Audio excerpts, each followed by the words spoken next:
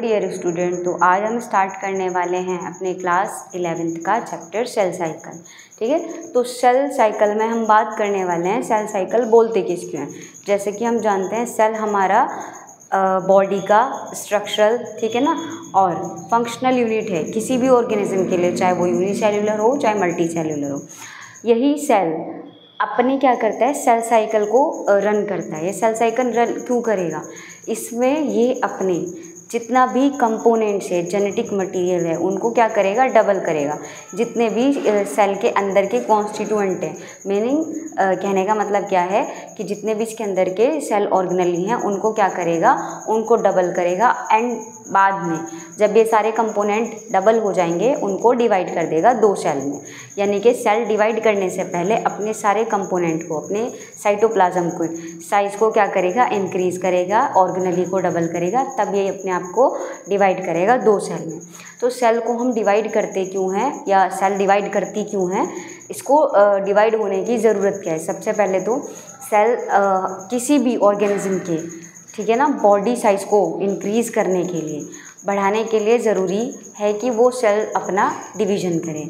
अगर हम multi cellular organism में बात कर ले, ह्यूमन की, जैसे एक न्यू बॉर्न बेबी है, अभी वो साइज़ में बहुत छोटा है, लेकिन जैसे जैसे उसकी ग्रोथ होगी उसका सेल क्या करती है, डिवाइड करती है, जिससे उसके सेल का नंबर भी बढ़ेगा और सेल नंबर बढ़ने की वजह से बेबी का साइज़ भी बढ़ेगा।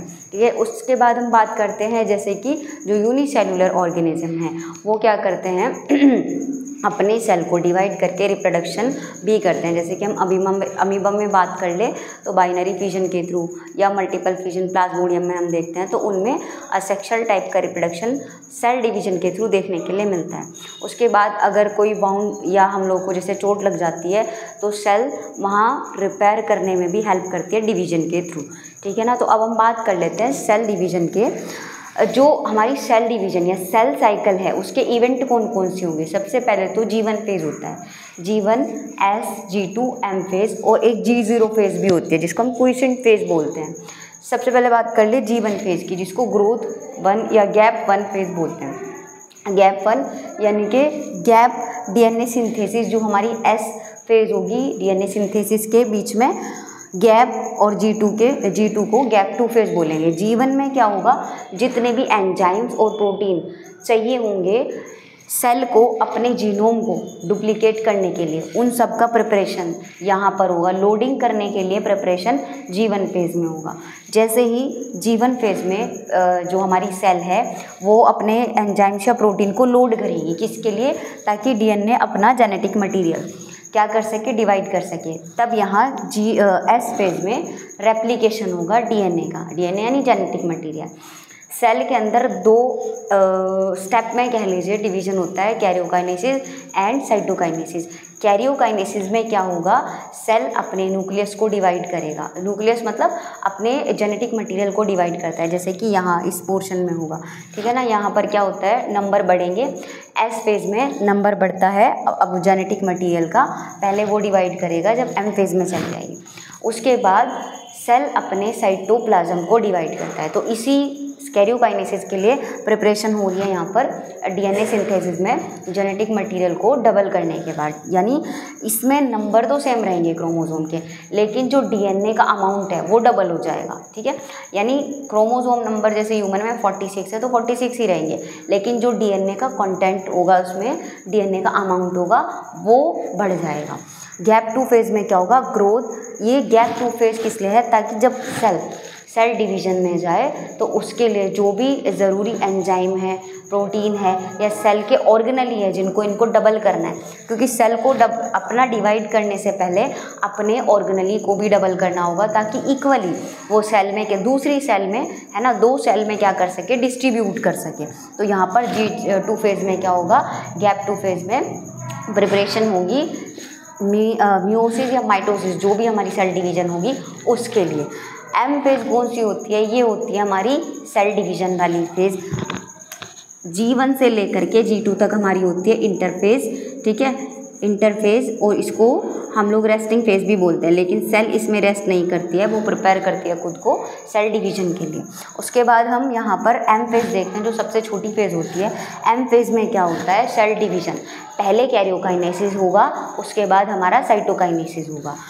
तो एम फेज के बाद जो सेल, ठीक है, जिस सेल को डिवीजन में अब नहीं जाना है, जो इनएक्टिव हो जाएगी, वो जीरो फेज में चली जाती है, जिसको हम क्विसेंट फेज भी बोलते हैं। इसमें सेल मेटाबॉलिकली एक्टिव तो रहेगी लेकिन अपने आप को प्रोलिफरेट नहीं कराएगी, यानी अपने आप को डिवाइड नहीं करवाती। तो अब हम बात कर लेते हैं सेल डिवीजन फेज की।